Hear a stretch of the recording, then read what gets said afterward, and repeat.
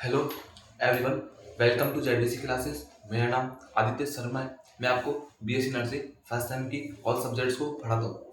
आज हम पढ़ने वाले हैं साइकोलॉजी का एक मोस्ट इंपॉर्टेंट नेक्स्ट टॉपिक, जिसका नाम है मेथड्स ऑफ साइकोलॉजी। क्या नाम है? Methods of psychology. अब बच्चों, ये हमारा मेथड ऑफ साइकोलॉजी है। ये फर्स्ट यूनिट का टॉपिक है जो एक मोस्ट इंपॉर्टेंट है एग्जाम की तरफ से देखेंगे तो एग्जाम में काफी बार आ चुका है कि मेथड्स ऑफ साइकोलॉजी के बारे में बताइए। तो हमारे साइकोलॉजी के अंदर टोटल 7 मेथड होते हैं, लेकिन हमारे 6 मेथड इंपॉर्टेंट होते हैं। कौन कौन से होते हैं? फर्स्ट मेथड होता है, उसका नाम होता है इंट्रोस्पेक्शन मेथड। क्या बोलते हैं? Introspection method. इसको हम सेल्फ ऑब्जर्वेशन मेथड भी बोलते हैं। तो इसके अंदर क्या होता है मैं आपको एक्सप्लेन करके बताता हूँ, आप अपने अच्छे से ध्यान लगा सुनना। एक्सप्लेन करके बताऊंगा मैं आपको कि इंट्रोस्पेक्शन मेथड सारे मेथड्स के बारे में क्या होता है। तो फर्स्ट मेथड है अपना साइकोलॉजी का, जिसका नाम है इंट्रोस्पेक्शन मेथड। इंट्रोस्पेक्शन मेथड के अंदर हम बच्चों जो व्यक्ति होता है वो सेल्फ ऑब्जर्व करता है। सेल्फ ऑब्जर्व मीन्स क्या होता है कि वो अपने अंदर की भावनाओं को, अपने अंदर की इच्छाओं को, अपने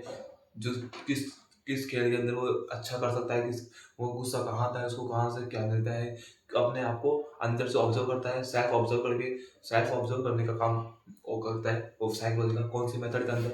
इंट्रोस्पेक्शन मेथड। इसका नाम दूसरा नाम होता है self observation method. Self observe करता है व्यक्ति। इसमें जो पेशेंट होता है वो सेल्फ ऑब्जर्व करता है। जैसे डॉक्टर के पास जाते हो, डॉक्टर बोलता है कि आपको किस चीज की एलर्जी है, तो बताता है।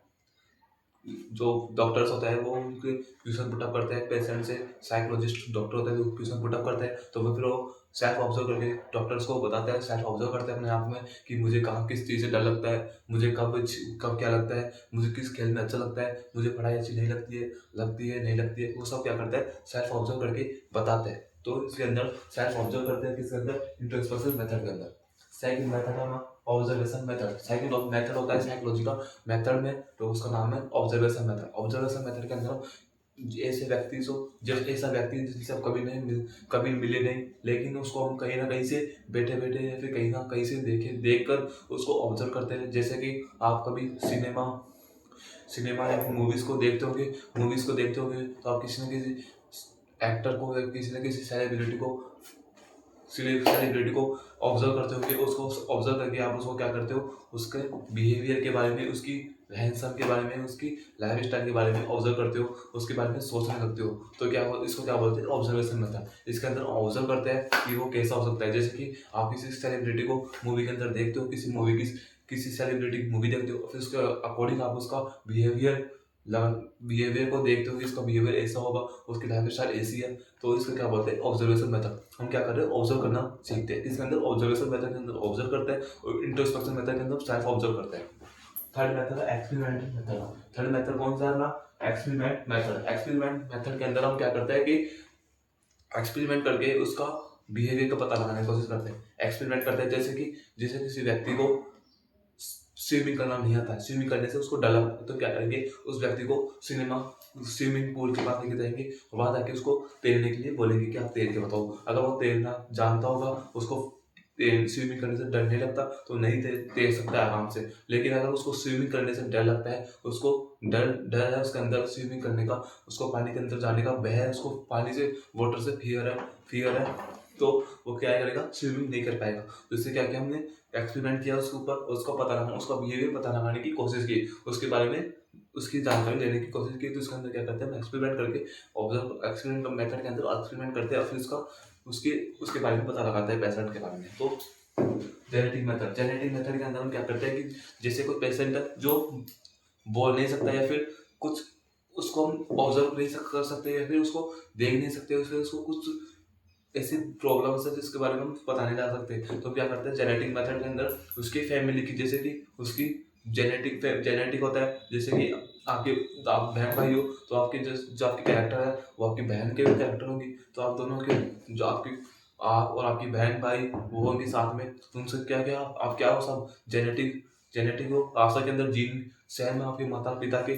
तो जेनेटिक मेथड के अंदर डॉक्टर्स लोग होते हैं वो जेनेटिक मेथड का यूज करते हैं, और जेनेटिक मेथड के अंदर वो आपके बिहेवियर पता लगाने के लिए अपने आपके परिवार के किसी मेंबर का बिहेवियर देखते हैं। जैसे आपकी सिस्टर का या फिर आपकी बहन ब्रदर का, तो उनका बिहेवियर देखते हैं, उनके बिहेवियर के अकॉर्डिंग आपका बिहेवियर भी उनको अनुमान लगाया जाता है।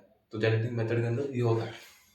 डेवलपमेंटल मेथड के अंदर क्या करता है कि आपकी बचपन से लेकर आपकी उम्र तक, जहाँ तक आप हो, उन सब के बीच में डॉक्टर होते हैं, डॉक्टर साइकोलॉजिस्ट होते हैं, वो बिहेवियर का पता लगाने की कोशिश करते हैं कि आपका बचपन में बिहेवियर कैसा था, तो उसके बाद आपका बिहेवियर कैसा हुआ, तो तब आपका बिहेवियर कैसा था, आपका स्कूल में बिहेवियर कैसा था, आपकी कॉलेज लाइफ में बिहेवियर कैसा था, तो उनके अकॉर्डिंग आपका क्या करता है साइकोलॉजिस्ट बिहेवियर पता लगाते हैं। तो ये क्या हुआ, डेवलपमेंटल हुआ।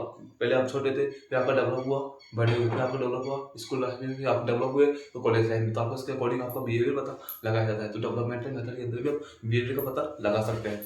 उसके बाद सर्वे मेथड के अंदर जैसे कि बहुत सारे पेशेंट है, उनका पता उनको प्रोवाइड नहीं कर सकते अलग अलग से, एक साथ देखने में काफ़ी टाइम जाता है। तो क्या करते हैं, सर्वे मेथड में बहुत सारे पॉपुलेशन को एक साथ उसका बिहेवियर पता लगाने की कोशिश करता है सर्वे मेथड के अंदर। तो आज जो अपना मोस्ट इंपॉर्टेंट टॉपिक था, जो फर्स्ट यूनिट का था साइकोलॉजी के अंदर, जिसका नाम था मेथड्स ऑफ साइकोलॉजी की मेथड्स हमने डील किए और समझा भी, और मैंने आपको हर मेथड के बारे में एक्सप्लेनेशन बताया कि क्या होता है। तो आपको अगर अच्छा लगा हो तो चैनल को सब्सक्राइब करना, वीडियो को लाइक करना। मिलते हैं नेक्स्ट लेक्चर में मोस्ट इंपॉर्टेंट टॉपिक के साथ, नेक्स्ट टॉपिक से। बाय।